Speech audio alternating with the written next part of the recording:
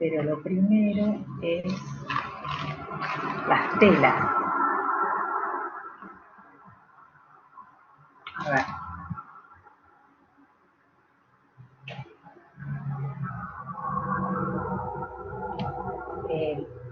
Pregunto si están, si se escucha bien, si se ve. Se escucha, Janine. Ah, perfecto. Gracias.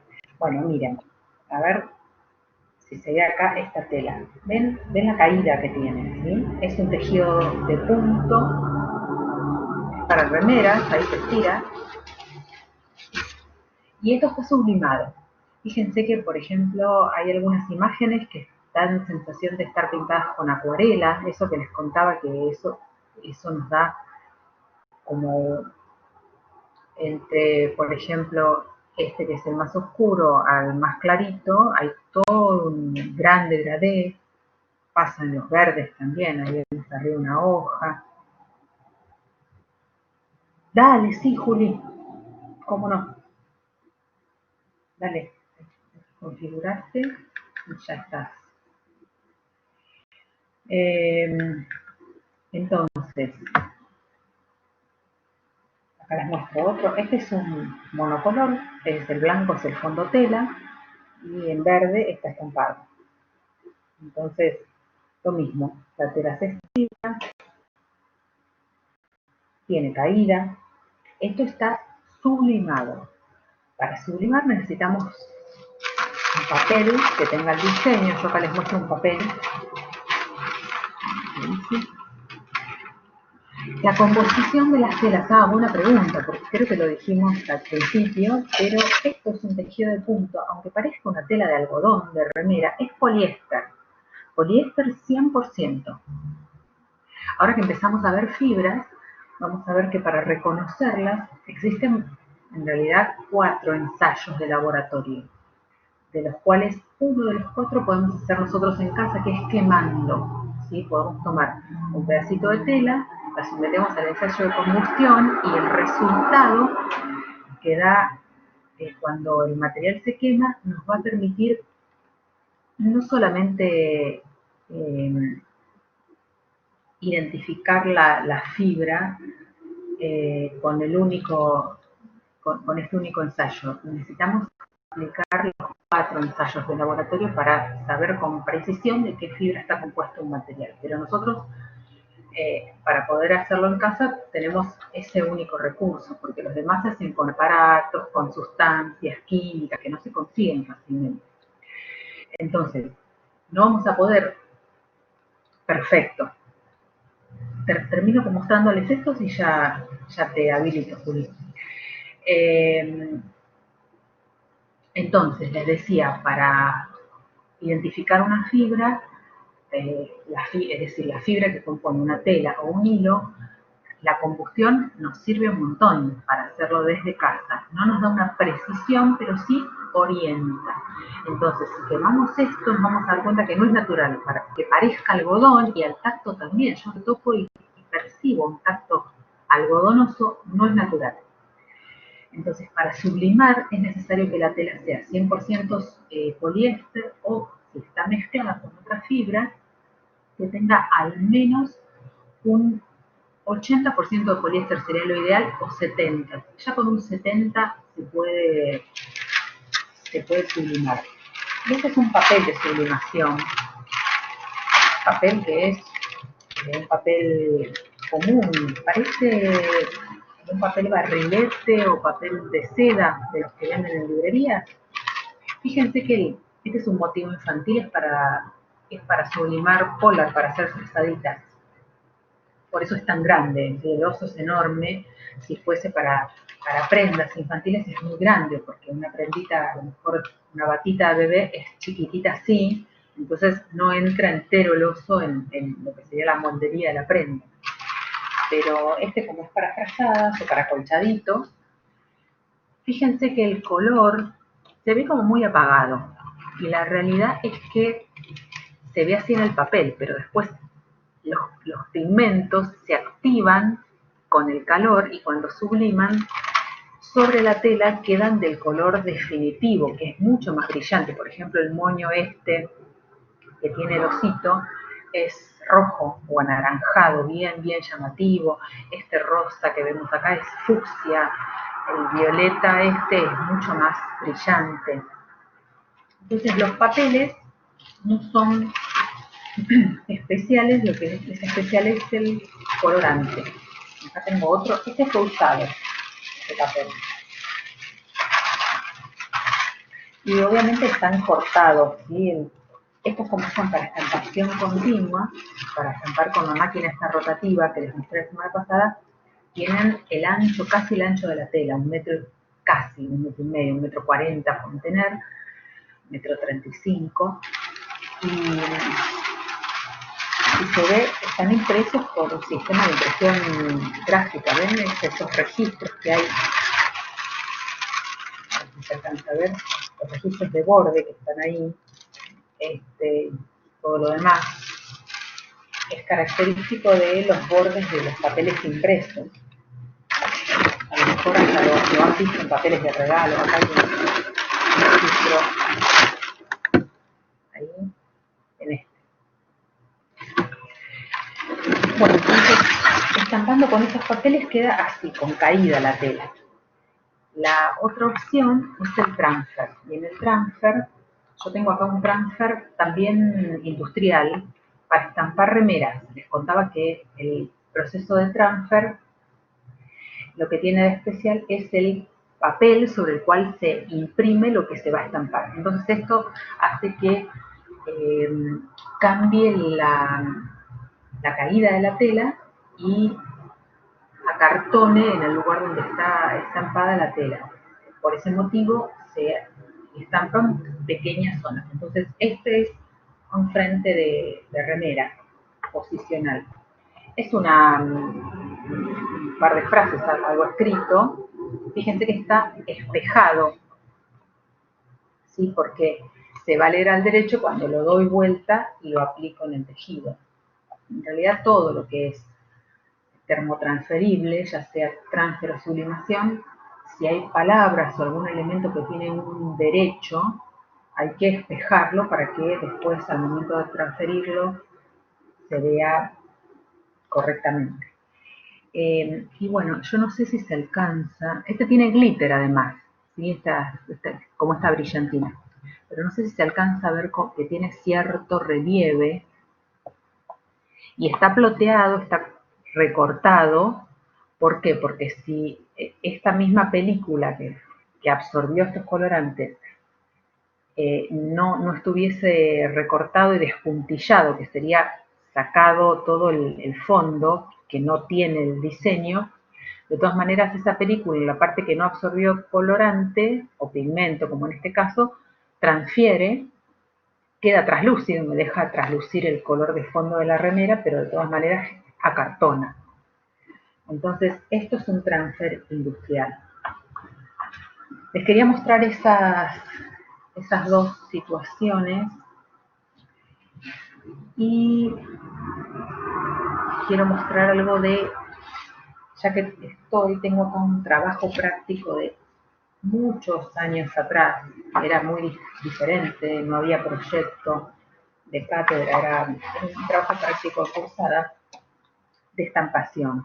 Entonces, acá les muestro, ya que estamos, les muestro, acá hay un rapport, ¿sí? El rapport, si ustedes ven, todo lo que se corta en un lateral se completa en el otro, ¿sí? Está la mariposa, está lo que les falta de este lado, lo que les falta acá arriba para que esta mariposa se complete, está ahí abajo, y así, lo mismo con las de fondo, ¿sí? Acá esta grandota, lo mismo que esta, están cortadas, se completan con lo que yo veo del otro lado y lo mismo arriba y abajo.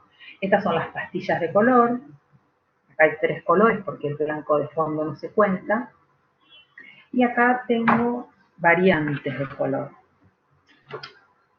Es el mismo diseño en otros 3 colores.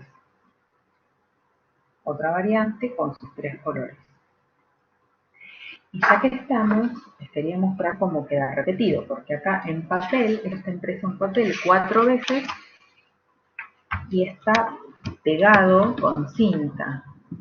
Está medio despegado porque hace tiempo. Trabajo, como les decía, muy viejo, pero fíjense que ahí veo el primer recuadro, lo que equivale a esta primera imagen que yo les mostré, ¿sí?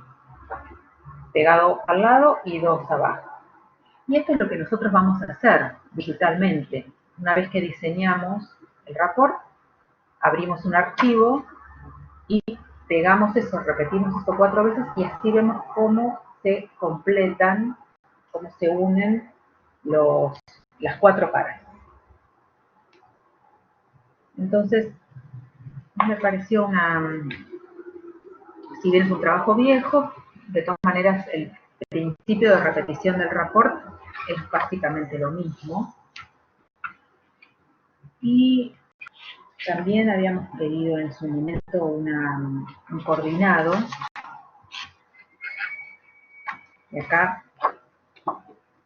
esta alumna había planteado el diseño también, es un rapport coordinado.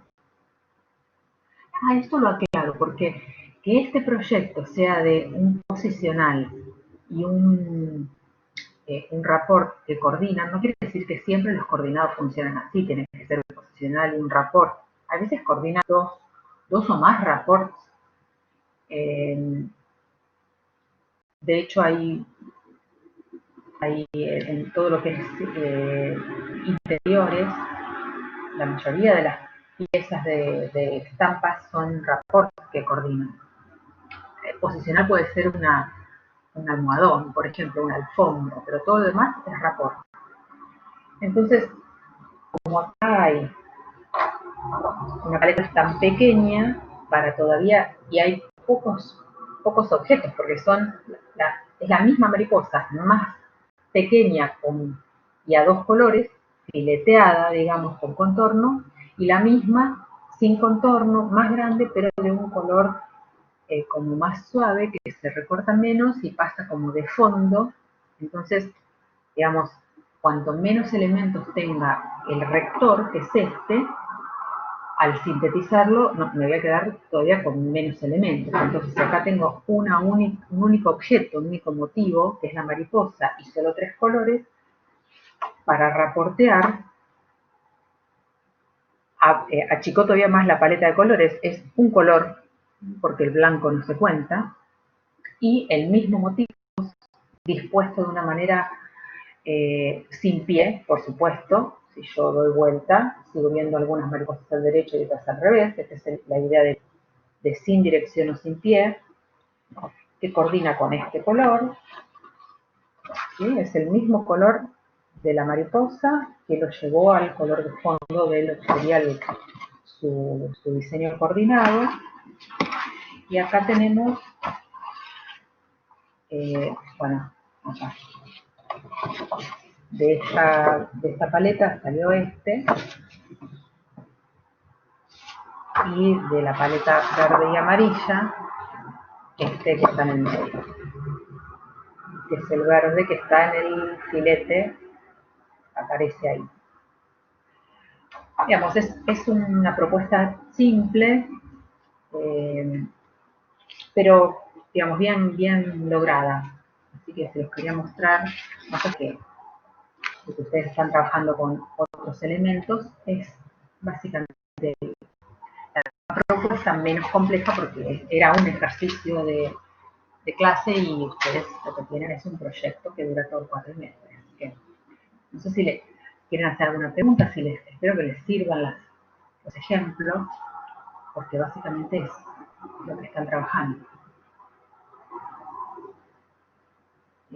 Juli, creo que ya sos presentadora. Sí, ya soy presentadora. ¿Lo pongo? Dale. Yani, mientras tanto, les quería comentar a las chicas que les había avisado por pronto que estaba sin WhatsApp para que cuando tenían dudas por cosas en cuanto a edición digital. Ya tengo de nuevo habilitado el WhatsApp, así que cualquier cosita me pueden preguntar. Y voy a ver si esta semana les preparo más o menos un mini videíto para que vean el tema de hacer el reporte en Illustrator. Con las dos formas que, bueno, que habías mostrado ya Genial. están en clase, aplicadas. Así ya lo pueden ir viendo por más de que estén con el pañuelo o con estética única y lo pueden ir practicando después. Pero bueno, cualquier cosa. Buenísimo, vale. Gracias. Genial. Esa info vale oro, porque yo en los cuatrimestres donde no la tengo a Valen, bueno, cada uno se arregla con la herramienta digital que puede manejar y quienes no se animan a incursionar y a probar herramientas es a mano, pero bueno, ahora con Valen acá, digamos, no, a mí no me da el tiempo para hacer las dos cosas y la realidad es que pueden diseñar a mano, así que no. Pero claro, teniendo la Valen, aprovechémosla. Claro, En el además buen de que la sentido. currícula de las materias en sí no incluye todo lo que es el diseño digital y los tips o cosas de los diferentes programas. Igual estén atentas también que la facultad ofrece los cursos de capacitación digital. Son súper útiles. Tienen Photoshop, Illustrator, son quizás los primeros que podrían tener en cuenta para probar, empezando desde herramientas básicas.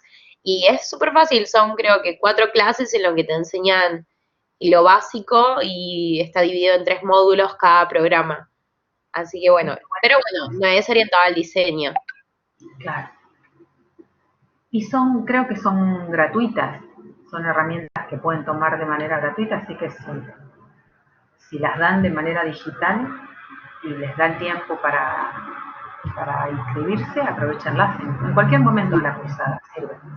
Son gratuitas y hay cuatro ciclos. Ahora uno ya cerró, quizás se abra otro, sería en octubre recién, pero lo estaban diciendo, pasa que ni bien se abren, se quedan sin cupos, así que tienen que estar atentas eh, al calendario que les llega siempre al mail, si lo tienen sincronizado, siempre te llegan las notificaciones. Pero bueno, sí, son gratuitos y son súper súper buenos. Hay que ver Bueno, cómo son online, pero bueno. claro, claro, tal cual. Bueno, pero gracias, Valen, por los videitos, esos me parece valen oro esos videitos. Te van a cotizar. Tendrías que abrir eso. Bueno, yo, perdón, leí YouTube y enganché con lo que estábamos hablando. Sí, está bueno lo que dice Mika, Sí. pero es verdad. Pero vos, Valen, tendrías que abrirte un canal de YouTube y subir todo esto y ya queda, ya en los próximos cuatrimestres. Sí, visiten mi canal. Ah, sí, hasta ahora mi canal de YouTube está plagado de correcciones de moldería. Bueno, está bien. Pero bueno, vamos a ver si lo extendemos. Ahora con Taller de Moda estamos haciendo muchas autoevaluaciones en lo que es todo por YouTube, así la profesora lo ve, porque si no es imposible con moldería. Claro, sí, hay materias que son muy difíciles para dar a través del Blackboard. Sí. Bueno, Juli, todo tuyo. Yo ya estuve viendo, ya tengo un par de cosas que decirte, pero no sé si querés vos comentar algo. Bueno, yo más que nada traté de usar el color negro para generar el borde, porque me acuerdo que me habían comentado algo con respecto a ese color cuando yo hice el collage. Y me gusta lo que genera, o sea, me gusta enmarcarlo de esa manera. Después, lo otro que me resultó interesante es como generar un efecto visual más allá de lo estético del pañuelo, y con esa como doble letra parece como si fuera como borroso y no sé, me parece que queda interesante y más que nada eso es lo que puedo decir y después el resto lo pueden ver. Bueno, muy bien. Me parece que estás consiguiendo una buena distribución de elementos y hay una forma muy pregnante que es el centro y además tiene toda la caligrafía ahí en diferentes rotaciones que llama mucho la atención, o sea que se recorta perfecto. Está bueno que hayas generado de todas maneras un contenedor de borde, como esa guarda también lineal. Eh, una cosa que no sé si lo podrás hacer porque ya es tamaño de archivo, pero fíjate que en algunas partes esa guarda, a ver si se ve, yo estoy con el puntero ahí arriba, Sí, arriba se de ve. todo, ahí está, como Sí, que le queda como muy, muy ajustadita, casi el borde negro, casi es 1 milímetro que le sí, sí. sobra. Mm. En algunas partes sobra un poquito más, y fíjate cómo, ahí me fui abajo, ¿sí? En esta parte, cómo Sí, se nota como más, un poco más de aire, no tan exigido el borde. Entonces, si le puedes dar un poquito más de borde negro a todo alrededor, para que no termine dale. tan al milímetro, a lo mejor eso como que le daba como una relajación al diseño y no queda tan forzado el borde. Sí, recoincido. Cuando lo iba haciendo me daba cuenta, pero Claro, bueno, como que más que nada lo que quería tener era como la forma, como para perfecto. mostrarles y sí.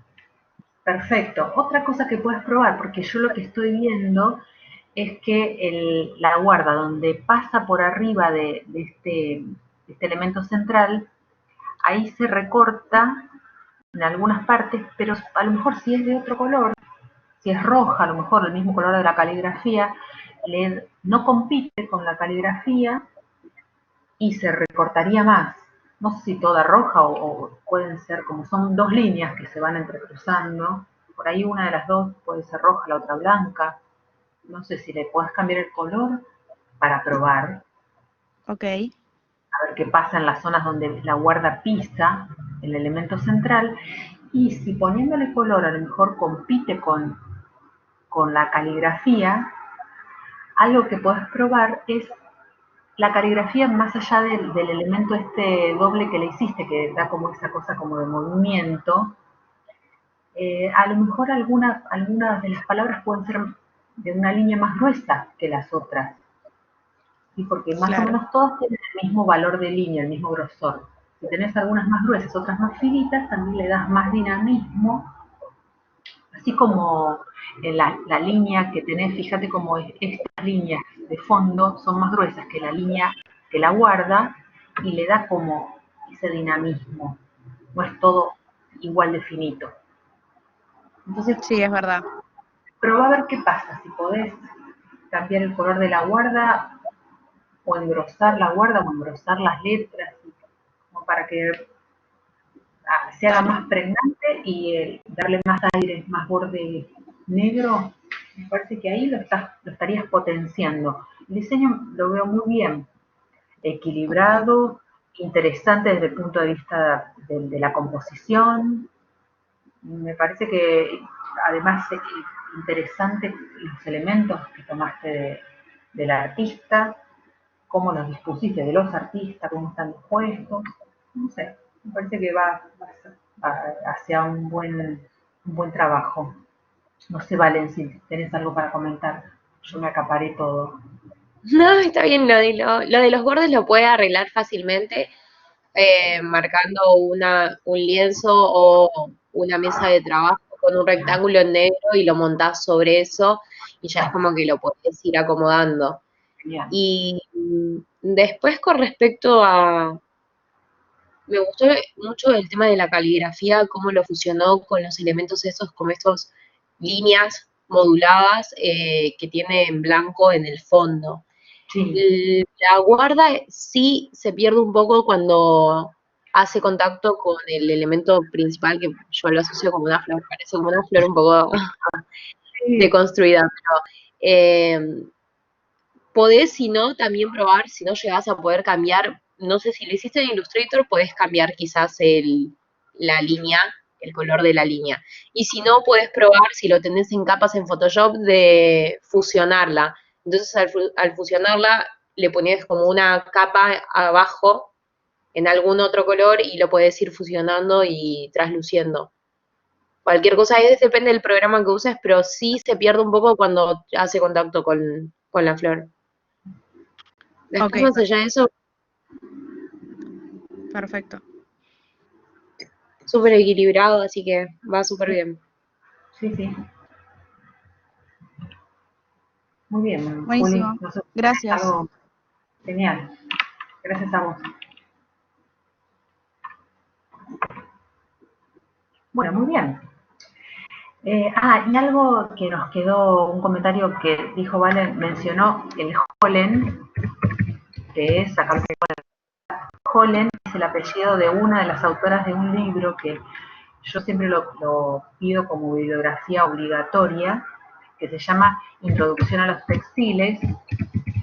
Eh, es un libro que tiene todo lo que vamos a ver, todo lo que vimos de estampación lo tiene, sobre todo lo de serigrafía, por ahí no tiene tanto lo de sublimación, que es algo más nuevo. Es un libro que fue reeditado muchas veces, pero pocas veces actualizado. Entonces, tiene información muy buena, pero le falta lo nuevo, digamos. Está lo de estampación que vimos, todo lo de fibras que vamos a ver y otras fibras que no vamos a llegar a ver, algunas hasta ya casi no se usan. Pero además, en ese librito hay todo lo que van a ver en técnicas de producción 2. Está todo lo de tejeduría y lo de hilatura, esos dos grandes ejes temáticos. Entonces, ese libro yo siempre lo pido, en la fotocopiadora está completo, también está en biblioteca, como para que lo tengan, porque es casi un libro de cabecera. Es un libro que eh, es en blanco y negro, tiene muchas imágenes, pero todas son blanco y negro, hay fotos, nada es en color, o sea que la fotocopia no desmerece nada del libro, es casi lo mismo que tener el libro. Estos dos cuatrimestres no los pedí justamente por esto, porque no se consigue en digital, entonces yo nada más compartí mis apuntes. Pero bueno, si lo podemos convertir de alguna manera para que Yo subirlo recién, yo recién lo pude abrir desde la computadora correctamente y lo comprimí en, creo que es en archivo RAR, es archivo comprimido. Lo envié de las dos formas al mail. De todas maneras, si no se puede subir completo, lo que puedo hacer es separarlo por capítulos, de forma genial. que lo podamos ir mechando y subiendo a medida que se van viendo las diferentes fibras, porque hay uno para que es, creo que es para fibras naturales, otro es para fibras artificiales, van separados los capítulos. Pero sí, es un libro que quizás al principio a mí me pareció un poco engorroso porque es súper amplio y tiene mucha información y tiene historia y demás. Pero ustedes ahora tienen técnicas de producción, uno ahora que empieza la carrera.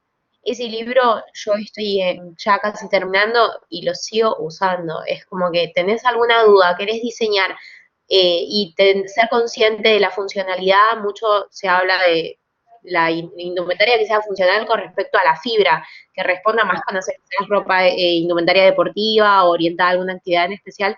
Entonces siempre se recurre nuevamente al Hollen. Es como el nudo de cabezas para diseño.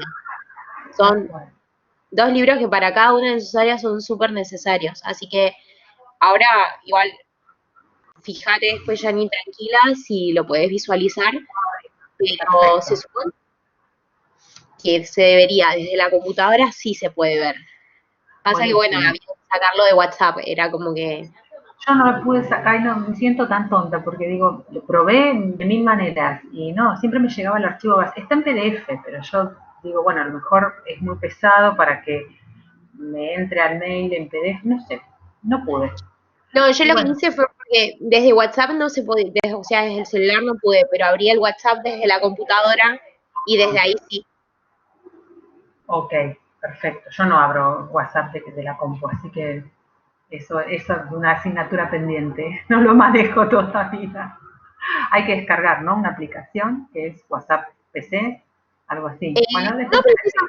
no, no precisamente, o sea, solo buscas WhatsApp web y descargas, o sea, lo descargas el celular, el código QR y ahí ya Sí, está.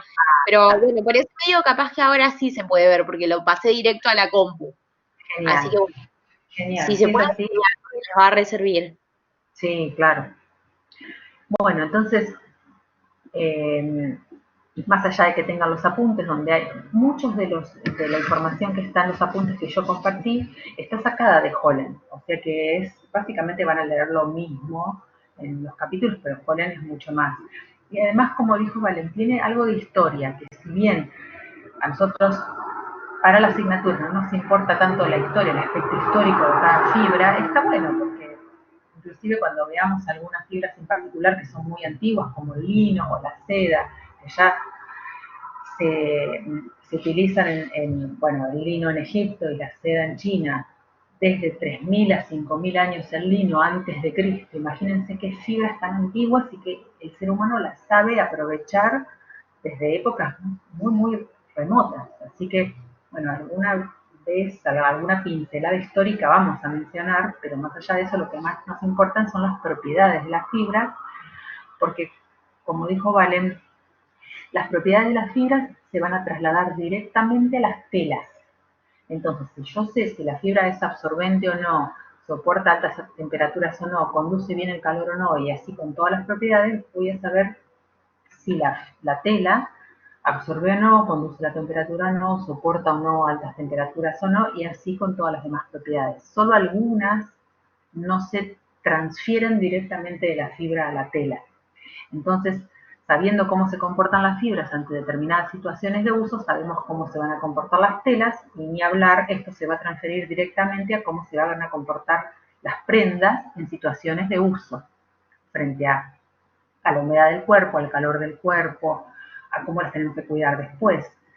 A lo mejor en lo que es indumentaria de uso cotidiano, lo que más vamos a notar es si absorbe o no la la humedad del cuerpo, la transpiración, si deja salir nuestro calor corporal o no y nos mantiene de alguna manera reguladas en cuanto a la temperatura, un día de calor o un día de frío, y no mucho más, pero hay situaciones de uso muy específicas como la indumentaria deportiva, donde es muy importante cómo la tela reacciona ante determinadas exigencias características del uso, o eh, situaciones todavía más específicas como ropa de seguridad para trabajos específicos, eh, trajes protectores contra el fuego, contra la electricidad, diversos usos muy, muy específicos, sí valen.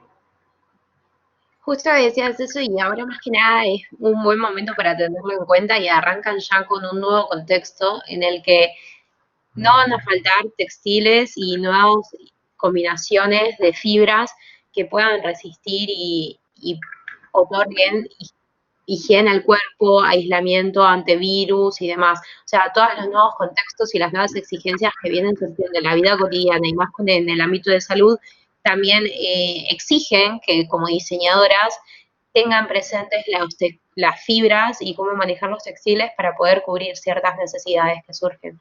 Así que es muy importante. Antes quizás cuando yo cursaba era tipo, bueno, para el bombero esto, por si que algo que aísle, algo que ahora es como súper necesario, incluso para hacer los tapabocas o para Claro, cualquier cosa que se planteen. Es como que es muy importante ser consciente de los materiales que van a usar. totalmente.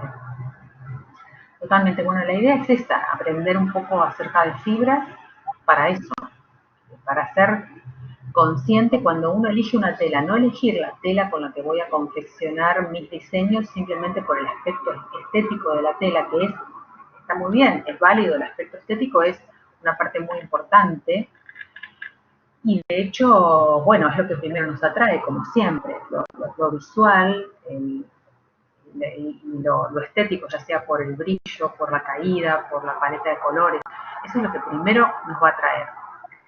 Pero con el aspecto estético solo no hacemos nada. Si la prenda no resulta ser funcional porque está mal seleccionada la materia prima en relación a las necesidades de uso, resulta una prenda que es muy linda, me impactó visualmente, me la compré porque me encantó, y después cuando me la pongo digo, no, esto me mata de calor porque es una prenda de verano y a lo mejor la fibra no tiene buena conducción del calor, o tienen mal confort al contacto con la piel. Hay fibras sintéticas que el concepto de confort es muy importante y a lo mejor no está en ningún libro. El concepto de confort tiene que ver con la sensación que produce a la piel el textil. Entonces hay textiles cuyas fibras aportan un gran confort y otras no. Por lo general, todas las fibras naturales son confortables al contacto con la piel. Las fibras que no son naturales, muchas tienen muy bajo confort. Por supuesto, hay procesos de acabado o alteraciones que se pueden hacer durante el proceso de producción o fabricación de las fibras para que mejoren el confort. Pero bueno, es un dato que es muy importante el confort y no está contemplado en la bibliografía técnica, porque justamente la bibliografía técnica se encarga de definir qué características tiene una fibra, qué propiedades, por ejemplo, si las fibras son sintéticas, qué composición química tiene. El diseñador realmente la composición química mucho no le importa. Sabemos que a partir de la composición química es que se desprenden propiedades. Lo que más nos importa son las propiedades. Es como, por ejemplo, no sé, un diseñador gráfico tiene que saber manejar programas de dibujo en la computadora. No le importa mucho cómo funciona digamos, la parte de la programación de ese programa o cómo funciona la computadora. Sabe utilizar los programas y es lo mismo en relación a las fibras. Las combinaciones de sustancias químicas que se utilizaron para producir la fibra está genial saber, pero desde el punto de vista del uso, mucho ese contenido no nos importa, nos interesa, bueno, ¿para qué puedo usar la fibra? Como diseñador, ¿sí? Entonces, bueno, vamos a encarar eso. Más allá de eso, yo me estoy acordando que siempre antes de ver fibras, yo les doy muy chiquitito un pantallazo muy breve de tejido, porque sé que en alguna otra materia van a necesitar manejar, a lo mejor ya lo explicaron en taller, por ejemplo, no sé, en moldería, me dicen, pero la diferencia entre tejido plano y tejido de punto, por ejemplo, porque es algo que lo van a necesitar en otras materias, fundamentalmente. Entonces, si esto lo manejan, me dicen, y si no, hacemos un paréntesis antes de largarnos del todo con clasificación y propiedades de la fibra, de algunas características, ok, porque sé que lo van a usar bien, lo necesitan, ¿no? ¿Valen? Antes de cursar técnicas de 2, Sí, claro. pasa que recién en taller de moda 2 tiene moldería e incluso a veces no se los aclaran y ya dan por hecho que lo saben. Así Claro. que, bueno, al principio yo no me los acordaba, me costaba, pero una vez que se va incorporando y por la repetición después ya le sale es súper fácil. Así que no está de más. Claro, tal cual. Bueno, entonces, antes de engancharme con fibras, pues una vez que me engancho con fibras hasta que no termino el contenido, Se cuando me emociona. olvido que existe tal cual. Entonces, vamos a ver una introducción a lo que serían tipos de tejidos. Podemos clasificar a todas las telas que hay en el mercado, más allá del nombre comercial, y relájense con esto, que yo sé que todas quieren ver una tela y saber cómo se llama esa tela. Pero esto lo van a ir aprendiendo con la práctica, ¿sí? A medida que empiecen a usar telas, van a ir viendo los nombres comerciales. Hay algunas telas que de manera, tal vez son telas tradicionales que tienen nombres muy, muy particulares. Entonces, por ejemplo, si decimos gabardina o terciopelo, vamos a ponerles siempre el nombre a ese mismo tipo de telas. Pero hay otras que tienen nombres más de fantasía. Entonces, Igual más allá de eso vas a 11 y te inventan el nombre que quieran. Así que chicas, quédense tranquilas porque después van y capaz que conocen una tela por un nombre y le ponen cualquier nombre fantasía. Así que es y como... por otro lado están los diferentes países. Hay veces que hay estudiantes que son de algún país de Latinoamérica y por ahí le dan otro nombre a la tela. Entonces, eso también es un mismo en España. Si vamos a España, por ejemplo, la tela de jean, que nosotros le decimos tela de jean, y en realidad si hablamos de jean, estamos hablando de un pantalón, ¿sí? De la tipología. El tejido correctamente se llama denim, lo escribo acá en el chat. En España le dicen mezclilla. La mezclilla es el denim, que es la tela de las prendas de jeanería. Entonces, bueno, eso lo van Eso a es ir muy aprendiendo. importante. Tipo, lo tienen que incorporar porque después lo veo mucho en clases de diseño que capaz que hasta en los últimos años es como que van y dicen, no, porque hizo una campera de jean. Claro. No hiciste una campera de jean porque no puedes hacer una campera de pantalón. O sea, sí lo deconstruís, pero no. Siempre tienen que incorporar que es denim. O en todo caso, mezclilla también lo encuentran, pero denim. Es como que es muy importante porque es básico y yo también lo decía, pero después es como que te lo corrigen de una manera como, no. Ah, claro, tal cual. El jean, nosotros mencionamos jean, es el pantalón 5 bolsillos clásico. Eso es un jean. Después tenemos variaciones del jean clásico y tenemos todas las diferentes variantes tipológicas. La tipología es una prenda, ¿sí? Y después está el nombre de la tela, es lógico, uno tiende a decir tela de jean porque es característico de ese rubro, el rubro jeanería, pero la realidad es que ese es el nombre de la tela. Pero bueno, quería como quitar un poco de presión por este lado, porque los nombres de las telas varían y eso uno los va a ir aprendiendo a medida que las use. Pero es como dice Valen, en algunos casos en los puntos de venta hasta le ponen cualquier nombre. Si son telas clásicas, no. Es raro que al terciopelo le pongan otro nombre, por ejemplo, pero puede pasar que varían los nombres.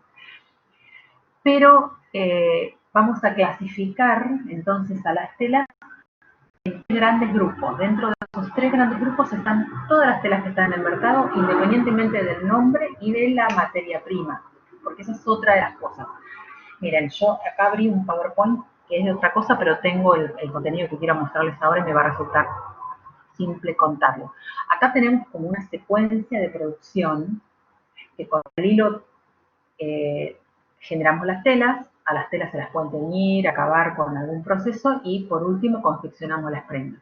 ¿Con qué hacemos los hilos? Con fibra. Entonces nosotros tenemos que ver en esta materia, que es la parte inicial de la cadena de valor, las fibras, ¿sí? Pero tejidos van a utilizar en otras materias antes de que nosotros empecemos a introducirnos en el tema tejeduría. Entonces, vamos a clasificar a los tejidos en 2 grupos. En realidad hay un tercer grupo, pero estos son los 2 grupos fundamentales, tejido plano y tejido de punto.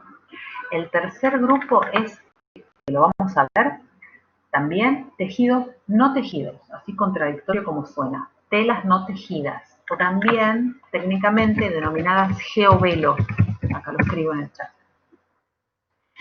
Pero, ¿por qué lo dejo para después los no tejidos? Porque los tejidos planos y de puntos son los que vamos a tener en nuestro guardarropas y los que se utilizan para cualquier tipo de prenda exterior.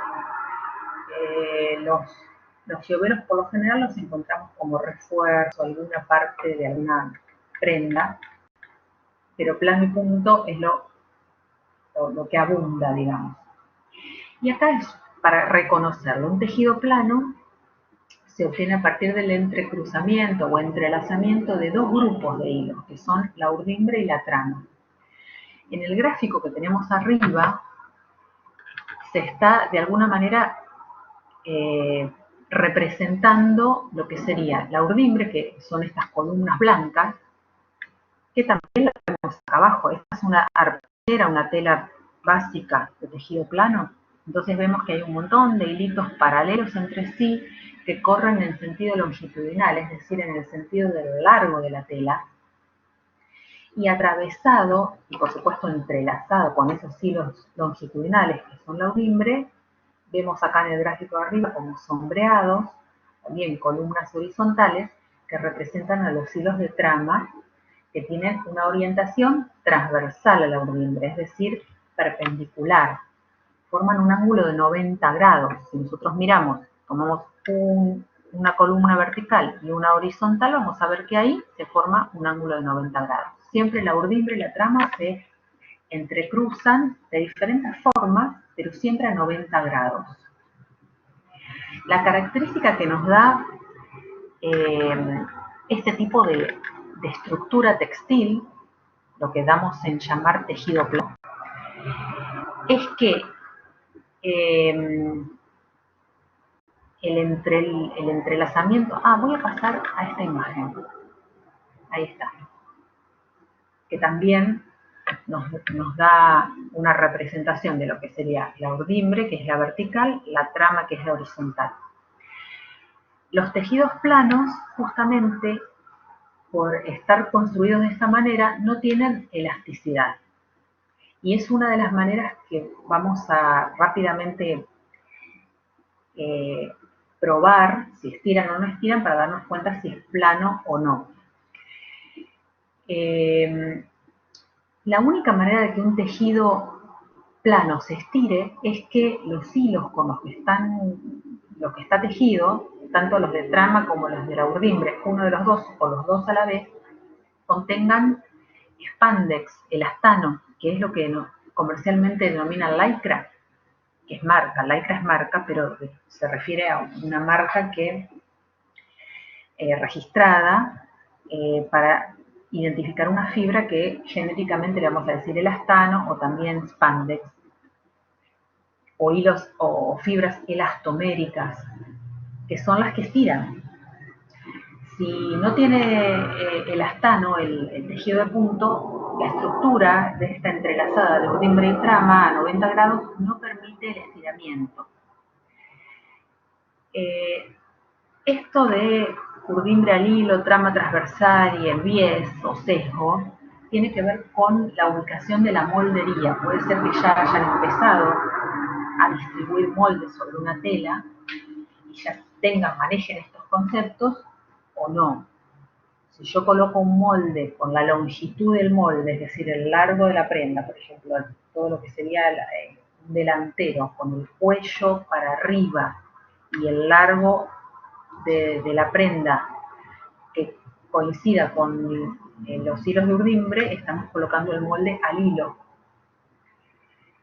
Si lo colocamos atravesado, el cuello de la prenda horizontal, el largo de la prenda coincidiendo con la trama y el cuello abajo, lo estamos colocando a contrahilo, que sería la transversalidad de la trama. Y si lo colocamos en diagonal, lo estamos colocando al bies, que serían las tres posiciones más comunes.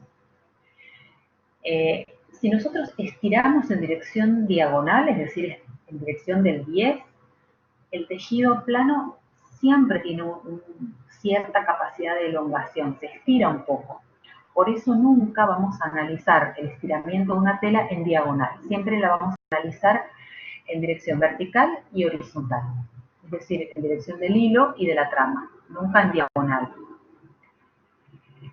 Entonces, la tela plana no se estira nunca, a menos que tenga spandex en su composición.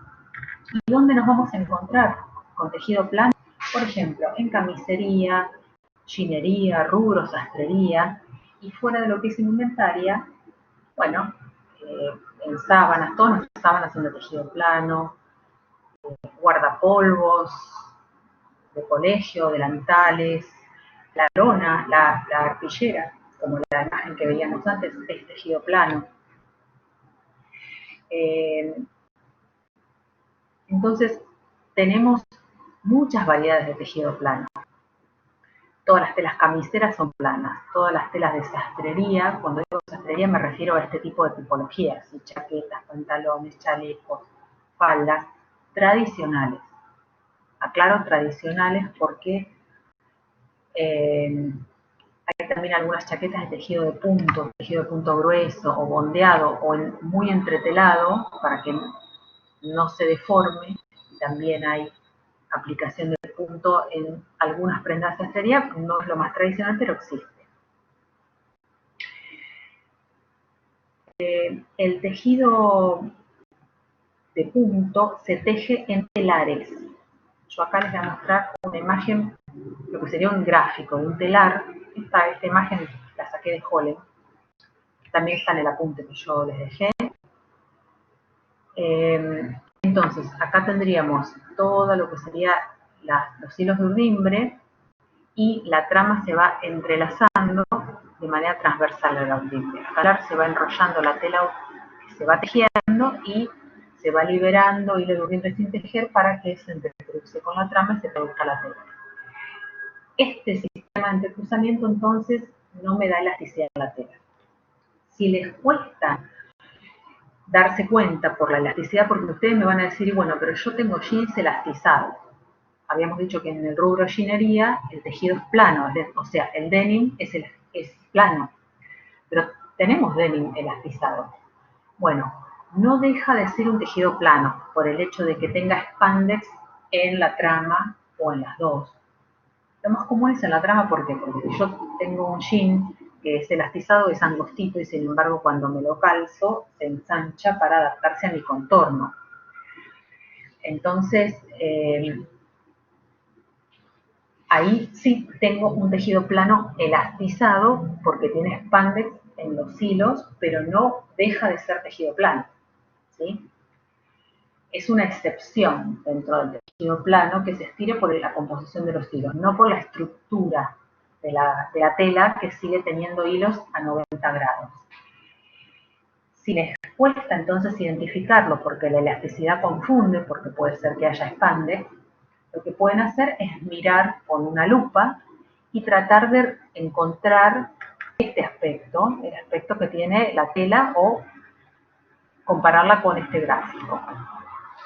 Y si además quieren confirmar, no equivocarse, lo que pueden hacer es tratar de desflecar. Si agarramos un cuadradito de tela y empezamos a tirar de los hilitos que hay en los bordes, vamos a ver que se desfleca, es decir, que queda así como está la imagen esta, como que quedan hilitos sueltos en todo el borde de la muestrita, de ese pedacito de tela. Entonces, si se desfleca, es un tejido plano, no hay duda. ¿Por qué digo esto? Porque el tejido de punto no se puede desflecar. Entonces, vamos a hablar un poquito del tejido de punto. Preguntan si hay dudas, ¿sí? ¿Hasta acá vamos bien? ¿Entendió entonces el tejido plano? Todo lo que es, ok, todo lo que son camisas, sacos, pantalones, bueno, sábanas, mantelería. Por ejemplo, si pensamos en las telas que tenemos en casa, los manteles, salvo que sea un mantel tipo encaje o algo así, son tejidos planos. Las toallas o el repasador de la cocina es una variante de tejido plano que se denomina tejido de rizo. El tejido de rizo forma bucles que le sobresalen, que son los rulitos de la toalla. Pero ojo, que hay tejidos de rizo de punto también. Si la toalla es elastizada, por ejemplo, tenemos una media de toalla, calcetines, soquetes de toalla, ahí tenemos un tejido de punto de rizo. Por eso hay muchas variantes. Estamos haciendo una clasificación básica, plano y de punto. El tejido de punto no tiene urdimbre y trama, como en el caso del tejido plano. Tiene un hilo que se entrelaza con sí mismo. Puede tener más de un hilo que se entrelazan entre sí, pero siempre con esta estructura. Este gráfico representa una aguja. Si saben tejer a 2 agujas o al crochet, bueno, esas son técnicas artesanales de tejido de punto. Entonces, quienes saben o vieron tejiendo a 2 agujas, que es una técnica muy, muy común en todas las casas, alguna abuela o alguna mamá teje a 2 agujas, y si la vieron tejer, si ustedes no saben, bueno, las agujas van generando estos buclecitos que se llaman mallas, lo que está acá resaltado, y una malla se entrelaza con la anterior y con la anterior, y así hacia abajo. Lo que está quedando acá retenido por la aguja es una sucesión de mallas que cuando producimos con este hilito que viene del ovillo un nuevo entrelazamiento y la pasamos dentro de estas se desprenden y caen hacia abajo como están en este gráfico, y quedan retenidas las nuevas mallas, y así es que va creciendo en largo el tejido. Entonces, esta estructura de mallas entrelazadas, que acá vemos algunas imágenes de telas de punto, hace que la tela se estire siempre, independientemente de si tiene o no spandex o elastano en su composición, el hilo que se utilizó para tejerlo.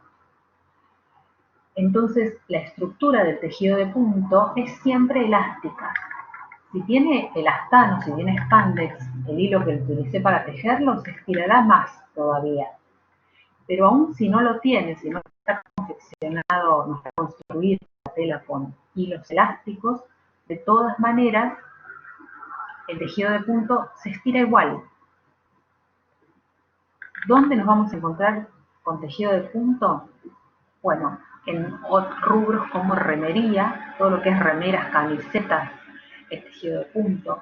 Ahí vemos suéteres, trajes de baño, indumentaria deportiva, todo lo que se adapte y se adhiera al cuerpo, porque la tela se estira y permite esa elongación, es de punto. Las medias, por ejemplo, las panties son de punto. Bueno, medias deportivas también son de punto. Se tejen en máquinas de tejer, estas son, obviamente, industrialmente, ¿sí?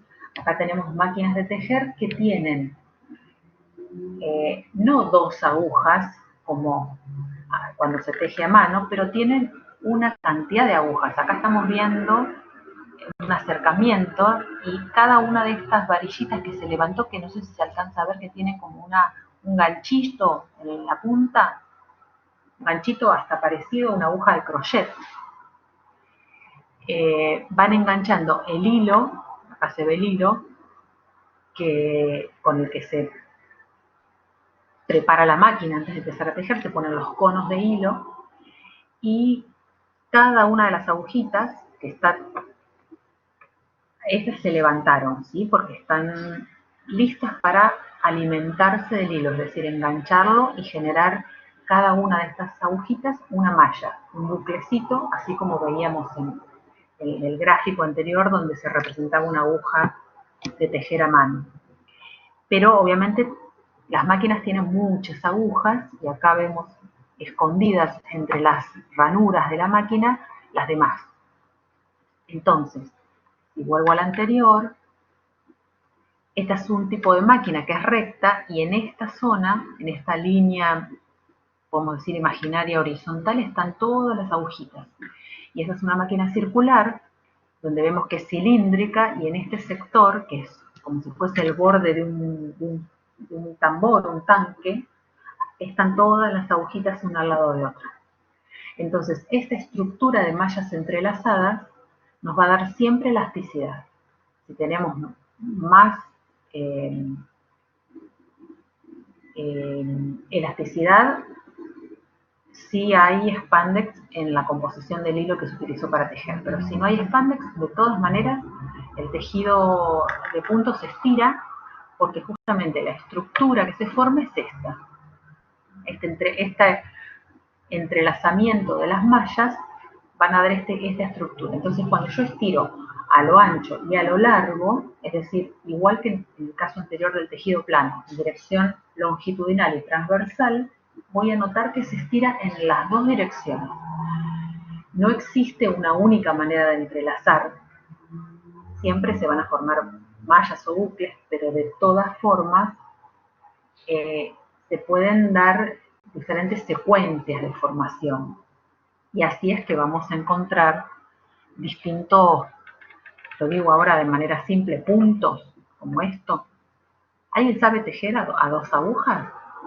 A este le dicen Santa Clara, el que está acá abajo, el que está en el medio le dicen punto elástico y el que está arriba le dicen punto jersey. Ahí está. Bueno, son puntos que técnicamente no se denominan puntos, sino se denominan ligamentos. Hay diferentes ligamentos, es decir, todos ellos se obtienen por la formación de mallas, pero con diferentes secuencias. Lo mismo que en tejido plano, diferentes ligamentos, se entrelazan siempre el urdimbre, que es vertical, y la trama horizontal, pero la posición, qué hilo está arriba de qué otro hilo, claro, exactamente, ahí está lo que dice Valen. El elástico es mucho más elastizado. A eso quería llegar. El tejido de punto se estira siempre. Hay algunos ligamentos, algunos puntos que permiten más estiramiento a lo ancho que a lo largo, otros permiten un poquito más de estiramiento a lo largo que a lo ancho, pero para hablar en términos generales, el tejido de punto se estira siempre en ambas direcciones, a lo ancho y a lo largo. Mientras que el tejido plano no se estira. Entonces ahí tenemos la diferencia. Si nos cuesta reconocerlo utilizando como única herramienta el estiramiento de la tela, bueno, una lupa ayuda a ver la estructura que, bueno, vamos a poder detectar con una lupa, que se van entrelazando buclecitos de hilo entre sí, que es justamente esta estructura que acá el esquema por ahí lo muestra un poquito más abierto y se lee un poquito más. Entonces esta estructura siempre genera elasticidad en la tela. Entonces, si miramos en nuestro guardarropas, vamos a ver que todo lo que es camisas, pantalones, es tejido plano, todo lo que son remeras, suéteres, gorros, hay guantes, tejidos, es tejido de punto. Ni hablar si hay trajes de baño, ropa deportiva. Y tenemos una tercera posibilidad, que es esta, los no tejidos, los que les comentaba antes, que acá no se utilizan hilos para construirlo. En los dos casos anteriores, por eso los clasificábamos a los dos como dos tipos de tejidos diferentes, pero ambos requieren del entrelazamiento o entrecruzamiento de hilos para poder obtenerlo. Sin embargo, un no tejido no se obtienen entrelazando hilos, sino que se desarrollan a partir de la unión de fibras sueltas. Lo que vemos acá arriba, esta imagen, es con una lupa o con un microscopio cómo se verían todas las fibritas que forman una tela no tejida. Es decir, se van distribuyendo las fibras en capas, lo que se llaman velos de fibras, que son fibras superpuestas, y a esas fibras se las adhiere de alguna manera. Se pueden adherir con calor, con sustancias químicas, adhesivos, se pueden adherir de muchas formas, pero básicamente una vez que adherimos ese gran colchón de fibras, ya tenemos la tela. Esto hace que haya un proceso de producción menos. Fíjense, acá, estoy yendo a otra diapositiva, necesitamos hilados para tejer. Antes de los hilados tenemos las fibras acá arriba. Bueno, resulta que yo, a ver, voy a escribir acá, lo escribo porque lo tengo.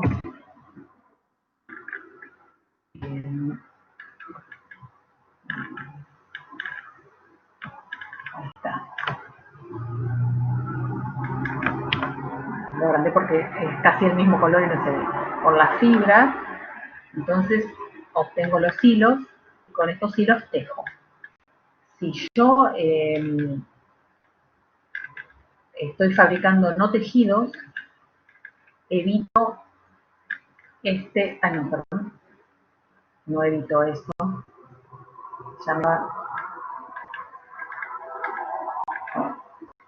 me estaba yendo de, ahí está, estaba tachando otra cosa, evito esto, evito el proceso de hilatura. Entonces, directamente de las fibras, de la superposición de fibras, adhiriéndolas de alguna forma, obtengo las telas.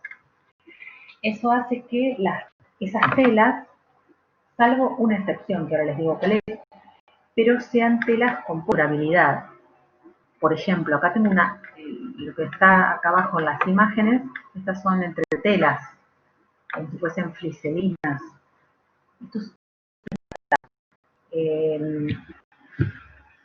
¿Dónde vamos a encontrar?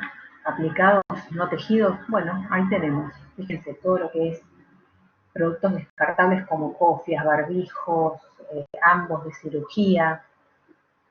Hay algunos paños de limpieza como estos, que se usan mucho para la cocina, o los que cubren prendas para las fundas guardapolvo, las ecobolsas que se utilizan para hacer las compras.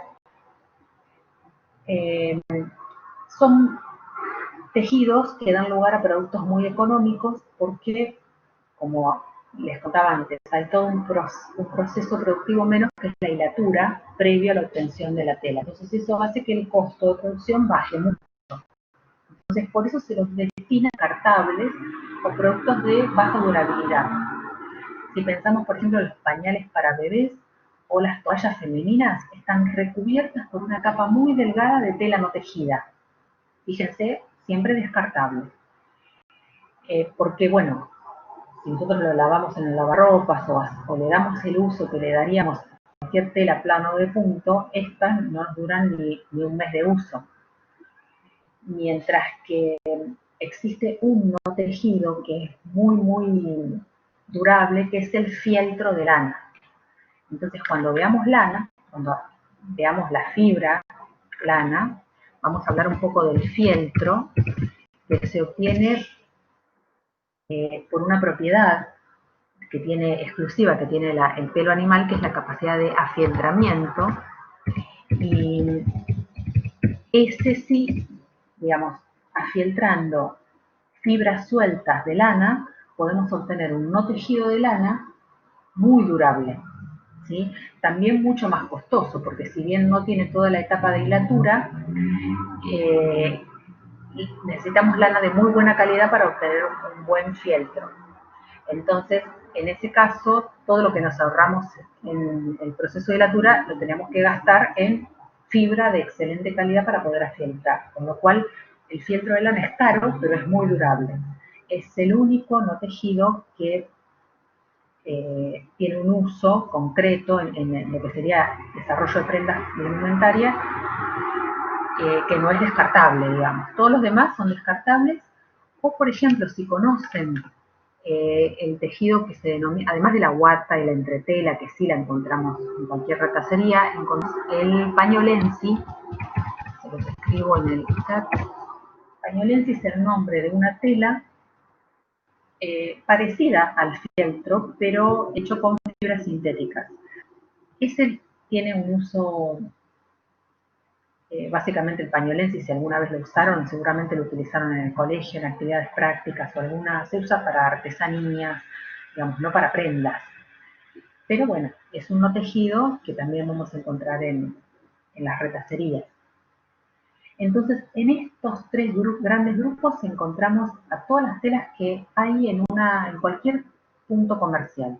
Las telas van a ser planas de punto o no tejidas. Entonces, no tejidas, guata, entretela, pañolensi, fieltro.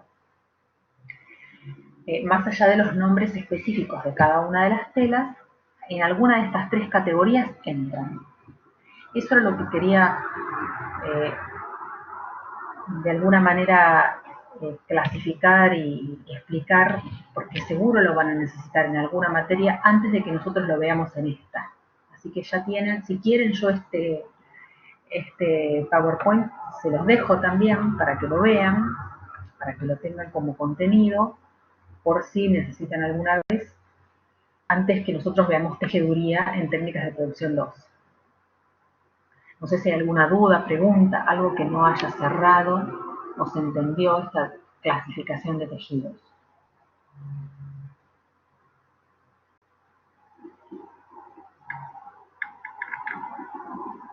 Ok.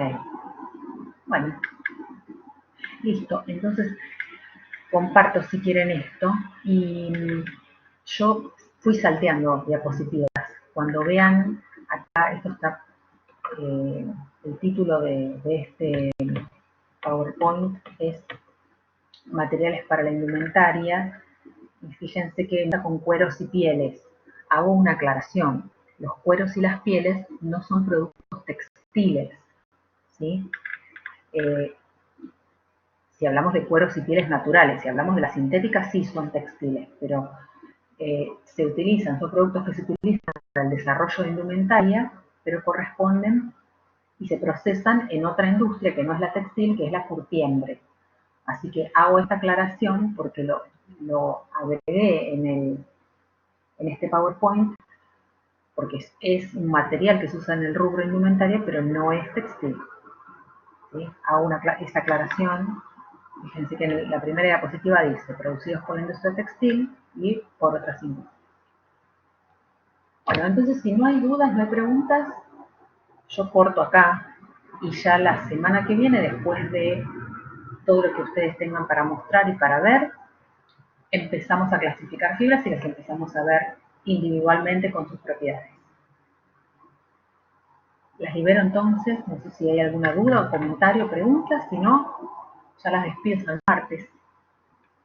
Bueno, gracias a ustedes, gracias Valen por estar siempre ahí ayudándome y fuera de la clase, sé que contestás dudas y bueno, y armás videitos, así que mil gracias.